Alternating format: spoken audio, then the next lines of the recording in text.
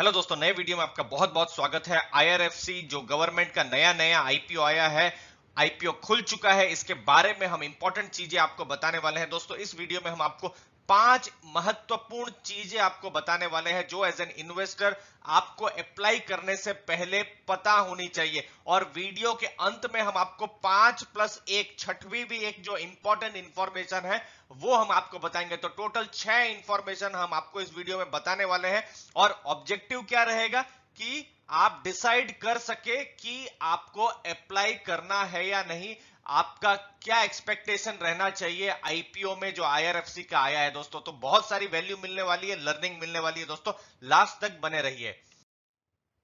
अब आपको आईपीओ के बारे में बता देते हैं। जनवरी 18 से 20 के बीच में ये 3 दिन के लिए आईपीओ खुला रहेगा और जो प्राइस बैंड है 25 से 26 रुपए के बीच में है। 575 शेयर का एक लॉट है, मतलब आपको 14,950 रुपीज इन्वेस्ट करना है अगर आपने एक लॉट में अप्लाई किया है। अब यहां इंपॉर्टेंट चीज, महत्वपूर्ण चीज ये है, आईपीओ का साइज जो है 4,600 करोड़ से ऊपर है। अब इसका मतलब भी आपको समझाते रहते हैं। दोस्तों, अभी कुछ आईपीओ आए थे, जैसे बर्गर किंग आया था, मिसेस बेक्टर्स फूड आया था, फिर सितंबर में आपको याद होगा हैप्पीएस्ट माइंड्स का आईपीओ आया था, रूट मोबाइल का आया था। दोस्तों, तो इन सब आईपीओ से ये बड़ा है, तो यहां पर अलॉटमेंट के चांसेस जो रहेंगे, जो मैंने नाम लिए, उनसे थोड़े से ज्यादा रहेंगे। तो ये एक चीज है जो कि आपको ध्यान में रखनी है। आगे कैसे कैसे यहां पर जो सब्सक्रिप्शन के फिगर है वो आगे बढ़ रहे हैं, उसके बारे में बताते हैं। और यहां पर एक बहुत ही इंपॉर्टेंट महत्वपूर्ण चीज छुपी हुई है। ये बड़ा ही इंटरेस्टिंग डेटा है। Strong confidence by employees. दोस्तों, मुझे याद आता है यस बैंक की कहानी। जब यस बैंक जब गिर रही थी, तब इंप्लॉइज लोग भी स्टॉक बेच रहे थे। रिटेल निवेशक जो थे, उनको ऐसा लग रहा था कि स्टॉक नीचे गिर रहा है तो हमको और खरीदना चाहिए। और फिर अचानक से मार्च 2020 में फंस जाते हैं, जब आरबीआई ने अचानक से जो यस बैंक को था, अचानक से कुछ दिनों के लिए बंद कर दिया था। तो वो तब पैनिक हो गया था। लेकिन ये स्टोरी मैं अब क्यों कह रहा हूं आईआरएफसी के केस में, कि इंप्लॉय को खुद अगर कंपनी में कॉन्फिडेंस है तो फिर एज एन इन्वेस्टर डिसाइड करना थोड़ा आसान हो जाता है। और आज सिर्फ पहला ही दिन हुआ है, जनवरी 18 का दिन है, पहला ही दिन हुआ है और इंप्लॉय कोटा ओवर सब्सक्राइब हो गया है, वो भी 13 टाइम्स, 13 टाइम्स से ज्यादा ओवर सब्सक्राइब हो गया है। तो ये एक कॉन्फिडेंस आपको देता है। रिटेल का भी फुल सब्सक्रिप्शन हो गया है। ये एक रिटेल इन्वेस्टर्स की तरफ से एक कॉन्फिडेंस है कि उनको ऐसा लगता है कि आईपीओ अच्छा करेगा। लेकिन मेरे लिए जो इंपॉर्टेंट है वो है इंप्लॉय का ओवर सब्सक्रिप्शन। अगली चीज क्यूआईबी और एनआईआई, ये जनरली तीसरे दिन ही एक्टिव होते हैं। तो 20 तारीख को जब ये बिडिंग सब खत्म हो जाएगी तब हमको डाटा मिलेगा। और एक इंटरेस्टिंग फिगर है जो मैं आपको लास्ट में बताऊंगा, जो कि इसी से रिलेटेड है, सब्सक्रिप्शन से रिलेटेड ही है, जो कि आपको बहुत वैल्यू देगी। दोस्तों, वो चीज आपको बोनस में हम थोड़ी देर में बताएंगे। तो आईपीओ 3 दिन के लिए खुला रहेगा, 18 से 20 जनवरी के बीच में। बेसिस ऑफ अलॉटमेंट 25 तारीख रहेगा और 26 तारीख को छुट्टी है, गणतंत्र दिवस है। 27 तारीख को इनिशिएशन ऑफ रिफंड्स होगा। ये 27 का 28 भी हो सकता है, चिंता करने की कोई जरूरत नहीं है। दोस्तों, अब यहां पर एक चीज आपको बता दें, जो लिंक होती है जिससे आप चेक करते हैं कि आपका अलॉटमेंट हुआ है कि नहीं, वो 27 तारीख को ही अलॉटमेंट जो होगा वो लिंक आ जाएगी। तो आपको पता चल जाएगा कि आपको आईपीओ में शेयर मिले हैं या नहीं मिले हैं। दोस्तों, चैनल को सब्सक्राइब करके रख दीजिए। हमारे जो कम्युनिटी पेज है वहां से बहुत सारे जो हमारे सब्सक्राइबर्स हैं उनको हेल्प मिलती है। ये जो लिंक है, जब हम अपडेट करते हैं, पेस्ट करते हैं, तो वो लिंक आपको वहां से मिल जाएगी। जब भी ये लिंक आती है 27 तारीख को, आपका अगर अलॉटमेंट हुआ है तो आपके जो भी अकाउंट है वहां पर डीमेट अकाउंट में आपके शेयर्स यहां पर क्रेडिट हो जाएंगे और लिस्टिंग हो जाएगा जनवरी 29 को। तो दोस्तों, यहां पर डीमेट अकाउंट खुलवाना बहुत जरूरी है। लिंक नीचे दी हुई है, आप डीमेट अकाउंट अपना खुलवा सकते हैं। 5 चीज में से 3 चीज हो गई है। चौथी चीज जो आपको डिसीजन लेने में मदद करेगी वो है ब्रोकरेज रिपोर्ट। सबसे पहले हम आनंद राठी के जो एनालिस्ट लोग हैं, उन्होंने जो एनालिसिस की है, कंपनी के बारे में, उनके फाइनेंशियल्स के बारे में, उसके बारे में बता दे। उन्होंने सब्सक्राइब करने की सलाह दी है IRFC के IPO को। उनका कहने का है कि जो ट्रेलिंग 12 मंथ जो अर्निंग है वो AE-टैक्स है, और जो इंटरेस्टिंग और अच्छी चीज उनको लगी कि जो प्राइस टू बुक वैल्यू है ये 1 से कम है। तो जनरली ये प्राइस टू बुक वैल्यू आपको मैं बता देता हूं, अगर आप समय दे जरा सा 15-20 सेकंड इसमें मैं लूंगा आपके। जो कंपनी समझ लीजिए बिक गई और जो एक शेयर का भाव मिला उसे कहा जाता है बुक वैल्यू, और उसको जो भी शेयर का प्राइस है उससे डिवाइड करते हैं तो प्राइस टू बुक वैल्यू। तो बहुत ही अगर सिंपल शब्दों में अगर समझे, 3 से 5 का generally price to book value हमने बैंक्स और NBFC में देखा हुआ है। तो ये 0.97 का प्राइस टू बुक वैल्यू है, जो कि रीजनेबली वैल्यू लगता है और हाई क्रेडिट वर्दीनेस है, मतलब इनका NPA भी नहीं है, जो इसको और भी ज्यादा पॉजिटिव बनाता है। जियोजिट ने क्या कहा है, वो कहते हैं कि बिजनेस मॉडल लो रिस्क का है और जो भी मार्जिन होते हैं इनके बिजनेस के वो रेलवे मिनिस्ट्री ही तय करती है।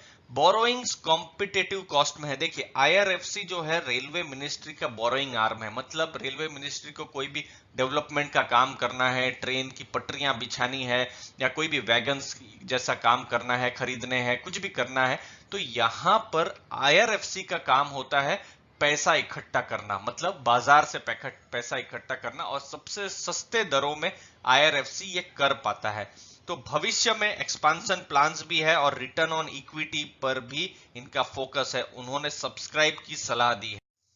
अगला नाम है चॉइस ब्रोकिंग का। दोस्तों 2 नाम हो गए हैं, आपको कुछ मदद मिल रही होगी बिजनेस को समझने में। उनका भी कहने का है प्राइस टू बुक वैल्यू 1 की है और attractive for long term investors जो उन्होंने कहा हुआ है, और 3 साल की इसकी 26% की प्रॉफिटेबिलिटी रही है फाइनेंशियल ईयर 18 से 20 की, जो चॉइस ब्रोकिंग ने कहा है। लो रिस्क बिजनेस है और 0 NPA है। यहां पर दोस्तों IRCTC के साथ हम एक बात करना चाहते हैं कि जब IRCTC लिस्ट हुआ था तो वो एक यूनिक बिजनेस था। यूनिक बिजनेस का मतलब ये IRCTC को जब आप कंपेयर करेंगे तो किसी के साथ नहीं कर पाएंगे, वो एक मोनोपोली बिजनेस था दोस्तों। क्योंकि जो भी आपको टिकट खरीदनी है रेलवे की या फिर रेलवे के अंदर कोई भी खाने पीने का जो सामान है वो सब IRCTC के थ्रू ही रेगुलेट होता है। और अब आज हम जब IRFC की बात करते हैं तो ये भी एक मोनोपोली बिजनेस ही है मिनिस्ट्री ऑफ रेलवे का। मतलब मिनिस्ट्री ऑफ रेलवे को अगर पैसे जुटाने हैं तो वो कहीं बाजार में दूसरी जगह नहीं जाएगी, वो IRFC के पास ही आएंगे और वो कहेंगे कि हमको पैसा आप यहां पर ग्रो करके दीजिए, पैसा आप हमारे लिए आप इकट्ठा करके दीजिए। तो ये बड़ा ही इंपॉर्टेंट पॉइंट हो जाता है जब हम IRFC और IRCTC के बारे में बात करते हैं। मोनोपोली बिजनेस है और एक तरीके से इनका कोई कंपटीशन नहीं है, यूनिक है। अब बाजार ही तय करेगा कि ये जो बिजनेसेस हैं उनको क्या वैल्यूएशन मिलनी चाहिए। ये तो अभी तो जो सब्सक्राइब करने की या ना करने की सलाह तो दे दिया गया है, लेकिन आगे क्या रहेगा वो समय ही बताएगा। हमने IRCTC को देखा था 4 गुना बढ़ गया है उसका स्टॉक प्राइस, लेकिन और कोई दूसरा पीयर नहीं था, कंपेयर नहीं कर सकते थे। सिमिलरली यहां IRFC को भी आप किसी दूसरी कंपनी के साथ कंपेयर नहीं कर सकते जो कि लिस्टेड है या फिर अनलिस्टेड है। तो ये यूनिक चीजें दोस्तों जरूर ध्यान में रखिए। हेम सिक्योरिटीज का कहना है subscribe for long term, LKP securities का सब्सक्राइब का कहना है और subscribe for long term deal money का कहना है। अब 5वीं चीज जो कि इन्वेस्टर जो IPO में पैसा लगाते हैं, बहुत बार उनको IPO के बारे में भी पता नहीं होता, पैसा लगा देते हैं और जो भी प्राइस में IPO खुले वहां पर शेयर को बेच देते हैं। तो उनके लिए तो दोस्तों ये बहुत ही जरूरी है और यहां पर हम ग्रे मार्केट जो ट्रेंड्स हैं वो हम आपको बताने वाले हैं और ये बहुत ही कमजोर है। मतलब अगर लिस्टिंग कंपनी की होती है तो ज्यादा प्रीमियम नहीं बोल रहा है, मतलब बहुत ज्यादा, जैसे सोचा जा रहा है 25-26 का शेयर है तो ये 40-50 में डबल कर देगा, ऐसा नहीं होने वाला है दोस्तों। दूसरी चीज है मार्केट भी वोलेटाइल है, मार्केट 18 तारीख को भी गिरी है, 15 तारीख को भी गिरी थी, तो वो चीज को आप ध्यान में रखिए। प्रीमियम बहुत कम है, तो अगर लिस्ट होता है आज की तारीख में तो बहुत बड़ा प्रॉफिट जैसी चीजें कम है, तो लिस्टिंग गेन के चांसेस यहां पर कम रहेंगे। तो यहां एक जो डिसीजन लेने में आपको यहां मदद मिल सकती है वो है short term investor, long term investor.